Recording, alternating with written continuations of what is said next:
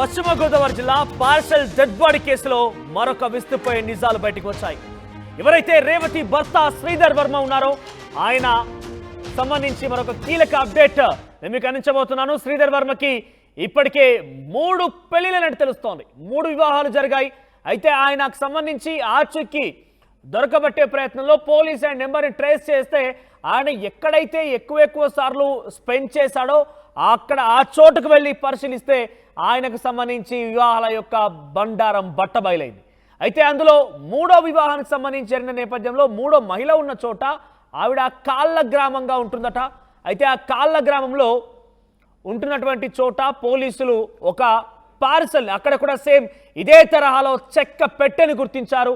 అయితే అది ఖాళీగా ఉంది. సేమ్ ఇక్కడ సాగ తులసికి ఏ చెక్క పెట్టయితే పార్సల్లో వచ్చిందో అదే సేమ్ చెక్క పెట్టే అక్కడ కూడా ఒకటి ఉందట. అది కాళ్ళ గ్రామంలో ఉంది.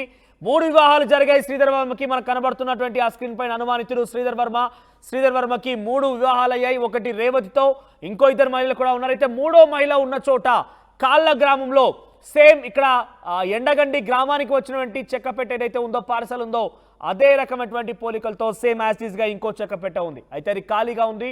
అయితే అనుమానితుడే కాకుండా ప్రస్తుతం ఆయన నిందితున్నట్టుగా పోలీసులు అనుమానిస్తున్నారు. ఆయన పక్కా నిందితుడయ్యే ఉండే అవకాశం ఉంది. చూస్తే కూడా కొంత క్రిమినల్ కాన్స్పిరసీ లాగానే ఆయన వ్యవహారం కనబడుతున్నట్టు కూడా పోలీసులు చెప్తున్నారు.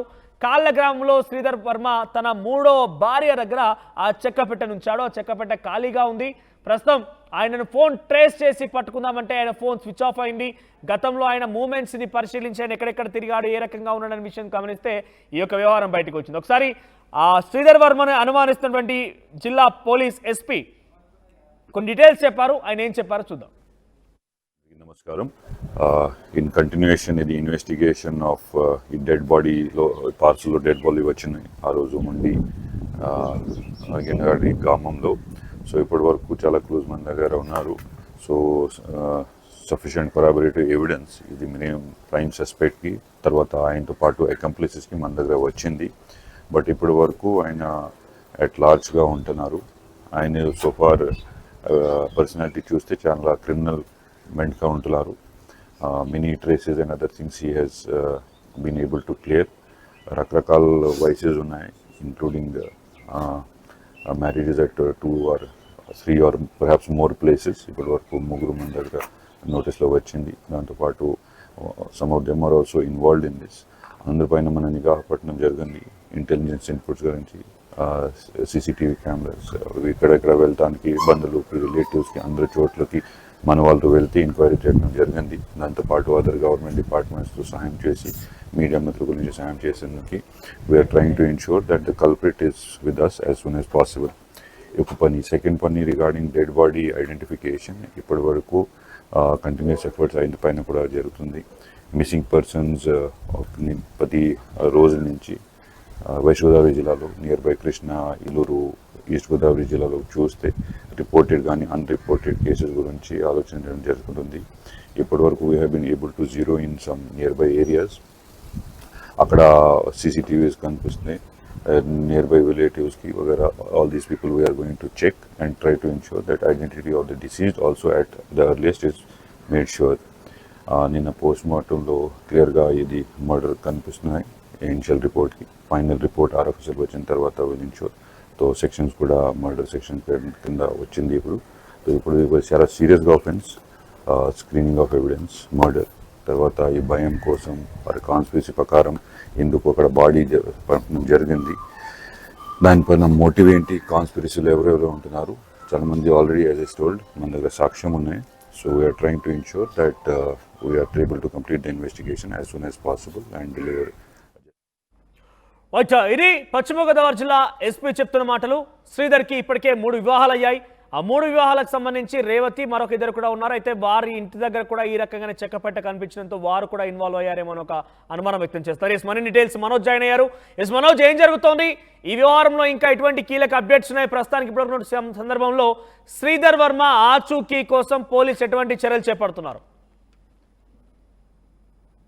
ఉండి మండలం ఎండగండి గ్రామానికి చెందిన హైమావతి రంగరాజులకి ఇద్దరు కుమారులు తులసి రేవతి వీరిద్దరూ కూడా వివాహాలు అయ్యాయి. తులసి 10 సంవత్సరాల క్రితమే తన భర్తను విడిచి గరగపురం గ్రామంలో ఉంటుంది. ఇది రేవతి కూడా వివాహం చేసుకుని వేరే చోట ఉంటుంది. అయితే ఇదంతా అందరికీ తెలిసిందే. అనంతరం కూడా తులసి ఒంటరిగా ఉంటుంది కాబట్టి గత ప్రభుత్వంలో జగనన్న కాలనీలో ఆమెకు ఒక స్థలం వచ్చింది. స్థలంలో నివాసం ఏర్పరచుకుంది. కొన్ని ప్లాస్టింగ్ సంబంధించి కొన్ని పరికరాల కోసం ఒక ఫౌండేషన్ కు దరఖాస్తు కూడా చేసుకుంది. అయితే దరఖాస్తు చేసుకున్న క్రమంలో కొన్ని వస్తువులు కూడా వచ్చాయి. రెండోసారి కూడా దరఖాస్తు చేసుకుంటే ఈ డెడ్ బాడీ వచ్చింది. ఇదంతా కూడా అందరికీ తెలిసిన విషయం. అయితే ఈ డెడ్ బాడీ రావడానికి గల కారణం ఏంటి? ఇదంతా కూడా తులసికి సంబంధించి ఎవరైతే చెల్లెలు ఉన్నారో రేవతి, తన భర్త శ్రీధర్ వర్మ తిన వైపే ఈ కథ అంతా తిరుగుతుంది. ఎందుకంటే శ్రీధర్ వర్మ ఆ డెడ్ బాడీ తన అత్తమామ ఇంటికి వచ్చిన తర్వాత, అంటే తులసికి సంబంధించి తులసి ముందు నుంచి కూడా ఒక ఇంటి నిర్మాణం చేపట్టుకుంటే తనకు సంబంధించిన ఏ వస్తువులు వచ్చినా కానీ తన తల్లిదండ్రులు హైమావతి రంగరాజు ఇంటికే వెళ్తాయి. కాబట్టి ఈ డెడ్ బాడీ కూడా వారింటికే వచ్చింది గత 3 రోజుల క్రితం. అయితే ఆ సమయంలో ఆ డెడ్ బాడీ ఆటోలో వచ్చిన క్రమంలో తులసి చెల్లెలు భర్త రేవతి భర్త ఎవరైతే శ్రీధర్ వర్మ ఉన్నారో తాను అక్కడే ఉన్నాడు. అయితే ఆ డెడ్ బాడీ పార్సల్ దిగిన తర్వాత ఇంట్లో పెట్టిన తర్వాత అప్పటి నుంచి కూడా శ్రీధర్ వర్మ ఆచూకీ లభ్యం కాలేదు. శ్రీధర్ వర్మ ఇప్పటికి కూడా అజ్ఞాతంలో ఉన్నట్టు తెలుస్తుంది. అయితే శ్రీధర్ వర్మ ఈ డెడ్ బాడీ వచ్చిన తర్వాత శ్రీధర్ వర్మ ఎందుకు మిస్ అయ్యాడు అనే దానిపై కూడా పోలీసులు గుప్పిలాగుతారు. అంటే ఎప్పటి వరకు కూడా శ్రీధర్ వర్మ ఎందుకు స్పందించట్లేదు, నేను ఎక్కడికో వెళ్ళాను, పనుండి వెళ్ళాను అని ఎందుకు చెప్పలేకపోతున్నాడు, ఇదంతా కూడా కావాలని ఈ విధంగా శ్రీధర్ వర్మే చేశాడా అనే కోణంలో కూడా పోలీసులు పలు కూపి లాగుతున్నారు. అంటే దాదాపు జిల్లాలో చుట్టుపక్కల ఉన్న పోలీస్ స్టేషన్ లో ఉన్న ఎస్ఐలు అందరూ ఒక బృందంగా, సిఐలు అందరూ ఒక బృందంగా ఏర్పడి వివిధ ప్రాంతాల్లో గాలింపు చర్యలు చేపట్టారు శ్రీధర్ వర్మ కోసం. అయితే ఈ ఇన్వెస్టిగేషన్ లో శ్రీధర్ వర్మకు సంబంధించి కొన్ని విస్తుపోయే నిజాలు బయటకు వచ్చాయి. అయితే శ్రీధర్ వర్మ దాదాపు ఎప్పటికి కూడా 3 వివాహాలు చేసుకున్నాడు. అయితే 3వ వివాహంలో 2వ భార్య రేవతిగా గుర్తిస్తున్నారు. 3వ భార్య కాళ్ళ మండలానికి సంబంధించి ఒక చోట ఉంటుంది అంటున్నారు. అయితే శ్రీధర్ వర్మ కొంచెం క్రిమినల్ మెంటాలిటీగా కూడా కనిపిస్తుందని అయితే పోలీసులు చెప్తున్నారు. అయితే శ్రీధర్ వర్మ తులసికి సంబంధించి డెడ్ బాడీ ఇతనే పంపించాడు కాబట్టే కదా శ్రీధర్ వర్మ పరారయ్యాడు అంటూ కూడా స్థానికులు కూడా ఒక విధంగా అనుకుంటున్న పరిస్థితి. శ్రీధర్ వర్మ ఎక్కడికి వెళ్లకుండా ఇక్కడే ఉంటే అతనిపై అనుమానం రాకుండా ఉండేది కాదు కదా. కాబట్టి శ్రీధర్ వర్మ మిస్ అయ్యాడు కాబట్టి ఈ తులసి సంబంధించి ఆ డెడ్ బాడీ ఆ విధంగా భయపెట్టేందుకు పంపించాడా అనే దానిపై కూడా ఒక కోణంలో విచారణ అయితే జరుగుతుంది. మరొక కోణం తులసికి సంబంధించి రేవతికి సంబంధించి ఇద్దరు సొంత అక్క చెల్లెలు కాబట్టి వారి తల్లిదండ్రులకు రంగరాజు హైమావతులకు కాస్త 3 ఎకరాల పొలం ఉన్నట్లుగా కూడా తెలుస్తుంది. అయితే ఈ ఆస్తి విషయానికి సంబంధించి గతం నుంచి కూడా తులసికి రేవతికి వీరిద్దరికి కూడా గొడవలు కూడా జరుగుతున్నాయని అయితే స్థానికులు చెప్తున్నారు. తులసి చేత కొన్ని సంతకాలు కూడా తెలుస్తుంది. అయితే ఆస్తి కోసమే రేవతి తన భర్త ఎవరైతే ఉన్నాడో శ్రీధర్ వర్మ ఇద్దరు కలిసి ఈ విధంగా తులసిని భయపెట్టేందుకు చేశారు. ఒకవేళ భయపెడితే ఇంత దారుణంగా ఒక వ్యక్తి డెడ్ బాడీని పంపించాలా? అయితే ఆ వ్యక్తి డెడ్ బాడీని ఎందుకు పంపించాలి, అసలు ఆ వ్యక్తి ఎవరు, దీనిపై కూడా విచారణ అయితే చేస్తున్నారు. దాదాపు శ్రీధర్ వర్మ దొరికితే అన్నింటికీ ఒక సమాధానం దొరికే అవకాశం ఉంది. సో శ్రీధర్ వర్మ కోసం ఎటువంటి గాలింపు చర్యలు కొనసాగుతున్నాయి? తప్పకుండా జిల్లాలో ఎస్ఐలు అందరూ కూడా ఒక బృందంగా ఏర్పడ్డారు. సిఐలు అందరూ కూడా ఒక బృందంగా ఏర్పడ్డాడు. ఎస్ఐలు అందరూ కూడా ఇటు ఉమ్మడి ఉభయ పశ్చిమ గోదావరి జిల్లాతో పాటు తూర్పు గోదావరి, గుంటూరు, కృష్ణా, విజయవాడ ప్రాంతాల్లో గాలిస్తున్నారు.